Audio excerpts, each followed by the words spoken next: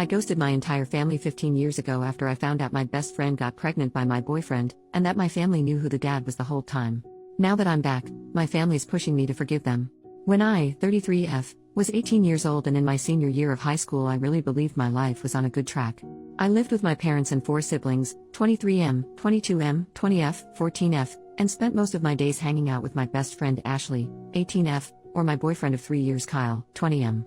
Both Ashley's and Kyle's parents were best friends with my parents, so I knew both of them since we were in diapers. We spent holidays together, birthdays, and visited each other all the time as we lived in the same town. Ashley's been my friend for 18 years and she truly was the person I trusted with everything. Sometimes our parents would joke that we are connected by the hip as we were together all the time. I've been dating Kyle for the last 3 years. I believed he was the love of my life and the one I would eventually marry. We were quite serious and even talked about getting married after he finished college. He was a sophomore at that point.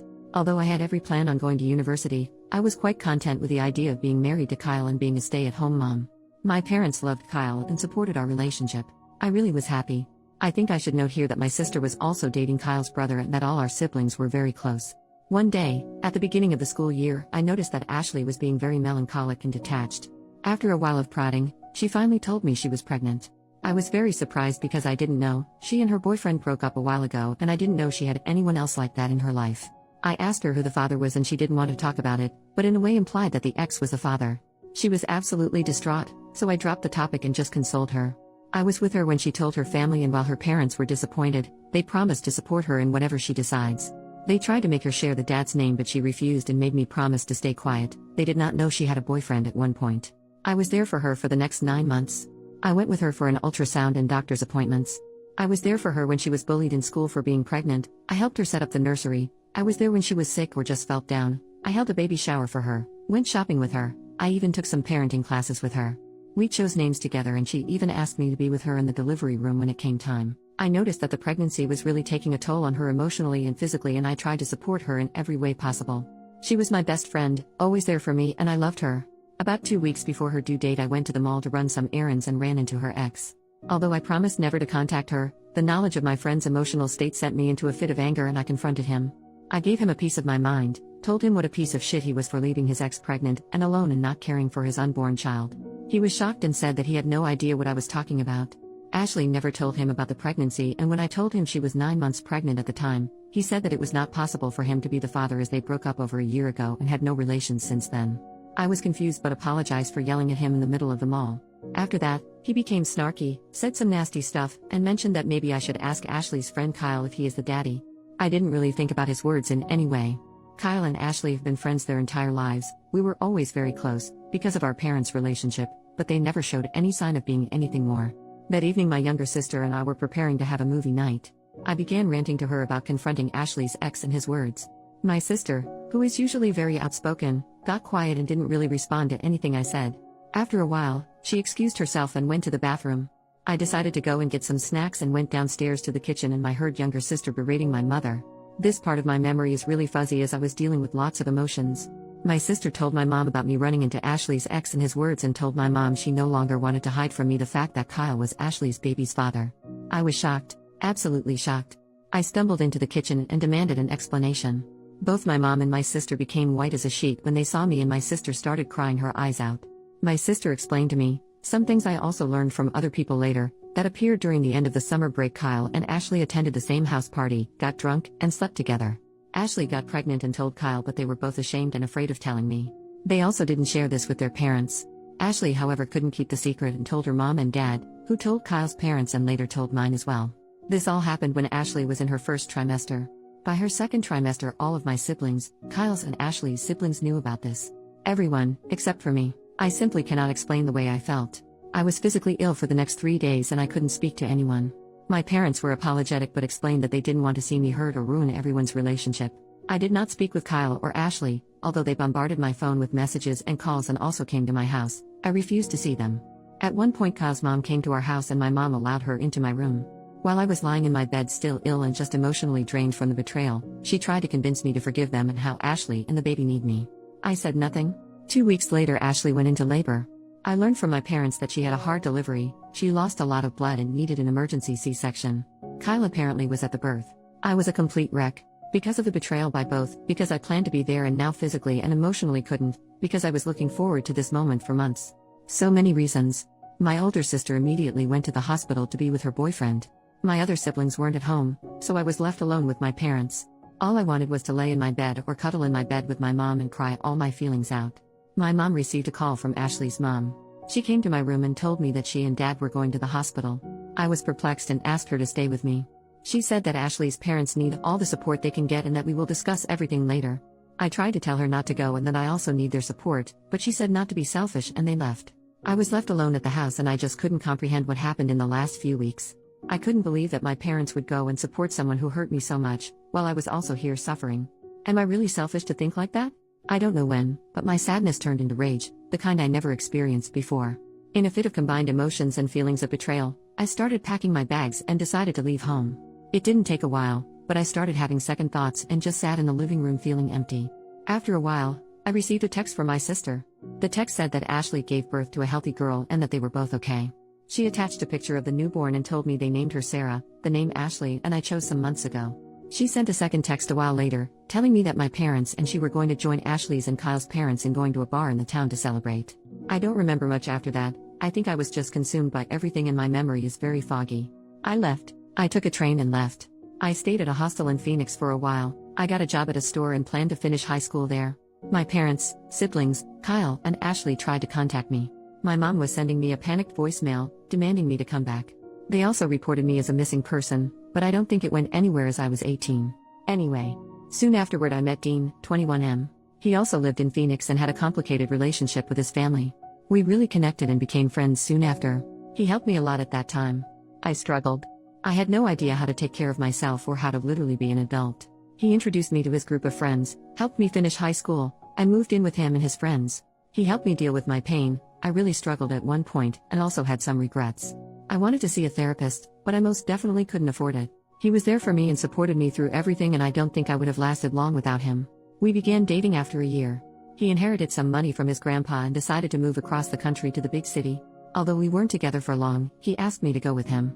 I was a bit reluctant because we both had a lot of emotional baggage and I was still very insecure in my situation, but I did go. We moved, got jobs, and tried to survive. Soon after my 21st birthday, we decided to get married. It was a crazy, spontaneous decision, but we did it. I enrolled in university and Dean helped me pay for it. He himself opened a company that took off pretty nicely and we were able to live more comfortably.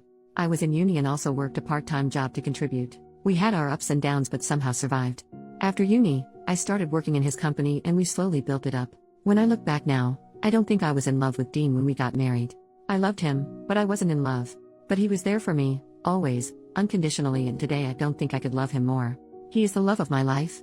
We've been married for 12 years now and we have a 2-year-old son and a 6-month-old son. Sometimes I regretted leaving my family behind, but I just couldn't go back. It was very painful. I felt like my parent chose Ashley and Kyle over me. I did go to a therapist when I was 25 and tried to deal with my emotions. Last year, at the beginning of the pandemic, I received an email from a 14-year-old girl named Evelyn. She explained that she was my niece, my older sister's and Kyle's brother's kid. She knew about me and wanted to meet me. Although I was reluctant to speak to her, we did exchange some emails. Let me note that she did not know what transpired 15 years ago, so the conversations were pretty innocent. We talked about her school, interest, and she talked about my family. I learned I had 10 nieces and nephews. I also learned that Kyle married Ashley 4 years after I left and had 2 sons besides Sarah. My parents continued to have a friendship with Kyle's and Ashley's family, and to me, it really felt like my family continued their normal life, despite me being gone.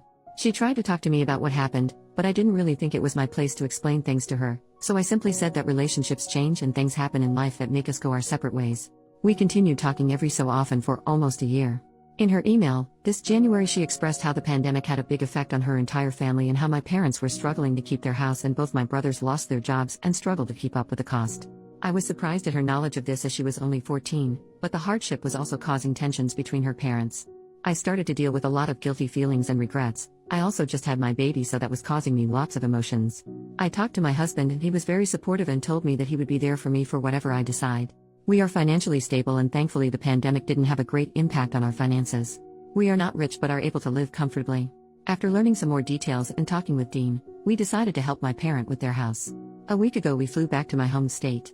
I saw my family for the first time in 15 years. I had so many emotions, regrets, pains from the past, feelings of betrayal. My parent was, I think, relieved to see me. It was just such a weird day. We had a lengthy conversation and agreed to try and have some sort of cordial relationship. It's been so long and I am very awkward with them. Sometimes they feel like strangers.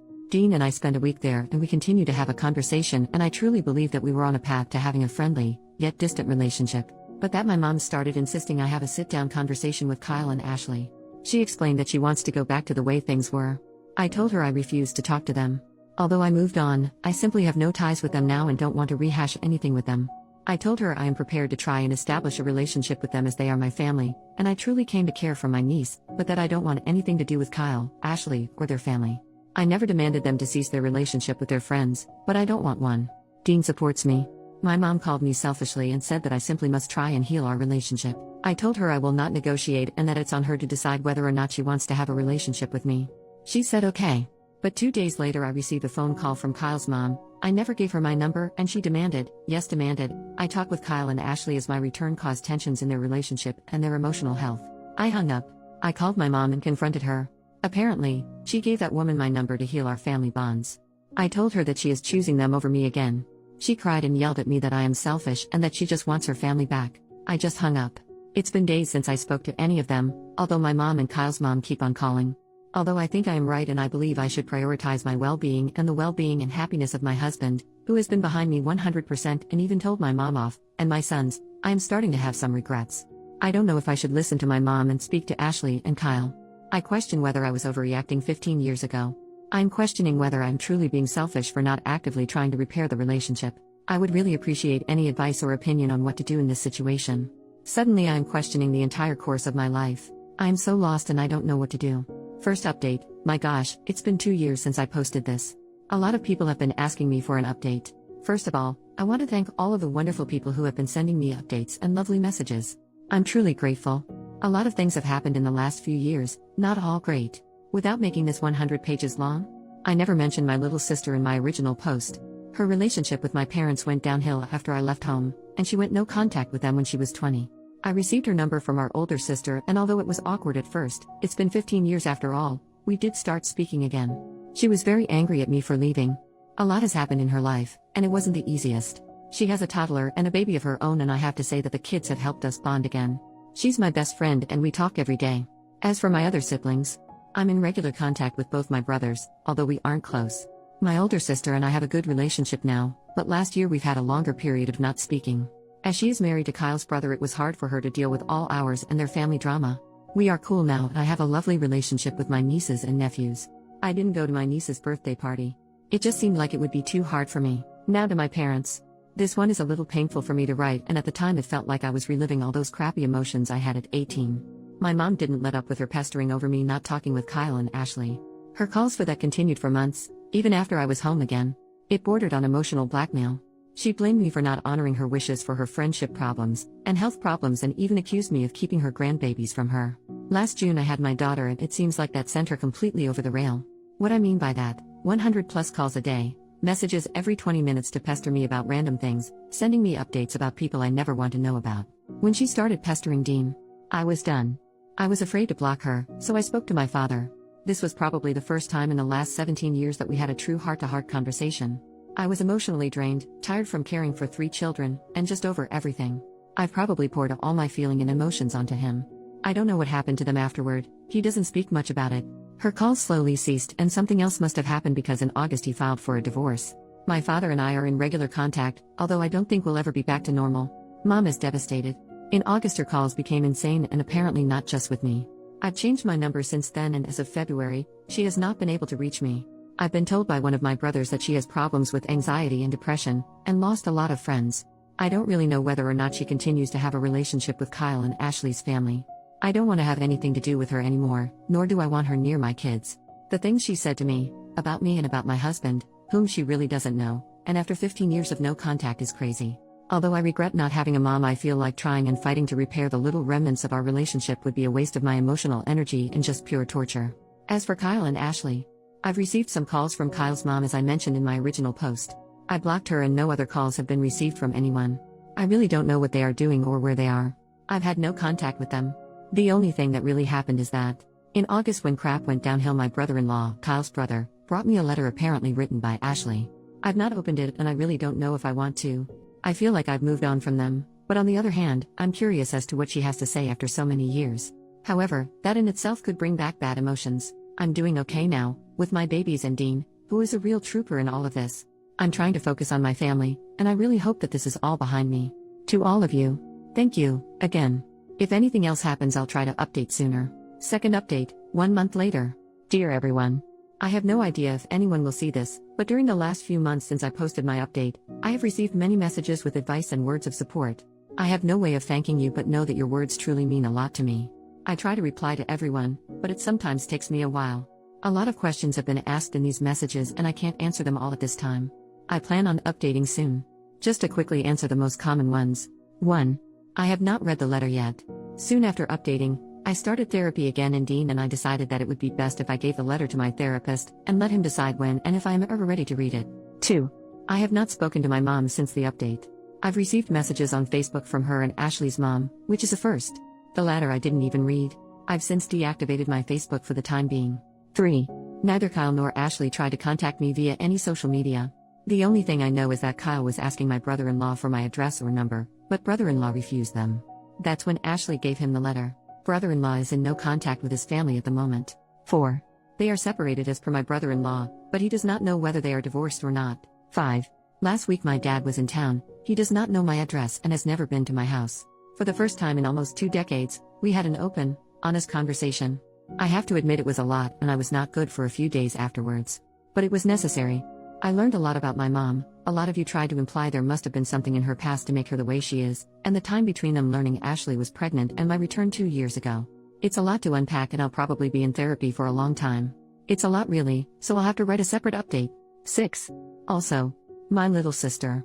She was not at fault and I never blamed her for hiding the secret from me. She was a teen and she knew it was wrong, but she was put under a lot of pressure by our mom. After I left, her life was hell and our mom was insufferable and blamed her for a lot of things. Again, thank you for your words of support and encouragement. Lots of you sent words for Dean as well and he has read them. You are right, he is the best and I probably would not have been where I am today without him. Please appreciate your families, if they are there for you in good and bad of course. Call your parents and sibling and tell them how much you love them. In moments like this, we realize how much we undervalue the good people in our lives. Thank you and I hope you are all well. Third update, 2 months later in a comment. Hello. She was never bullied before really, it started after she got pregnant.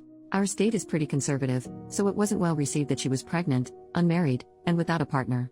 There was no physical violence, people were quite mean and kept reminding her of her mistakes. I don't know if people knew that he was the father, I always just assumed it was because she was pregnant. I've learned from my dad that apparently they weren't hooking up with each other before, but that could be a lie, but apparently she did like him, so it wasn't really just an awkward, drunk one-night stand with just anyone. Knowing this fact would probably kill me back then, but I sort of assumed without being told. Her ex suspected it. They didn't date anymore at the party, but I think he also never liked Kyle, so seeing them together like that was a red flag. I wasn't a party animal, nor was she, but I don't know if they just went that day. I don't remember if they went together or separately, but I'd assume the latter. She did have other friends after all, who enjoyed night outs. The drunkenness part. I really don't remember them being that heavy drinkers. At least I never saw her drunk to the point that she was reckless or had a loss of memory. So I never really believed that part much, but I wasn't there. And really it doesn't matter, drunk or not, it was a betrayal. I read some of Kyle's texts back then. I never answered any of the phone calls or anything. I never spoke to them after I learned that he was the father. I kinda regret that now. Maybe it would have been more beneficial for everyone if I gave them a good earful, expressed all the pain, and gone no contact after that, but I just wasn't in the right state of mind and I was sick a lot back then. This current letter is from her and I haven't read it yet. At this point, I believe that my mom is grieving the loss of a tight family and friendship unit that we had when I was younger and mother relationship. She has yet to realize that none of her 5 kids speak or see her. None of her grandchildren see her. None of us, as far as I know, speak to her. That in itself would be the end for me. I can't imagine what emotional state she must be in. We all agree that she needs psychological or psychiatric help. She refused. Dad and eldest brother tried, but you can't convince someone like that.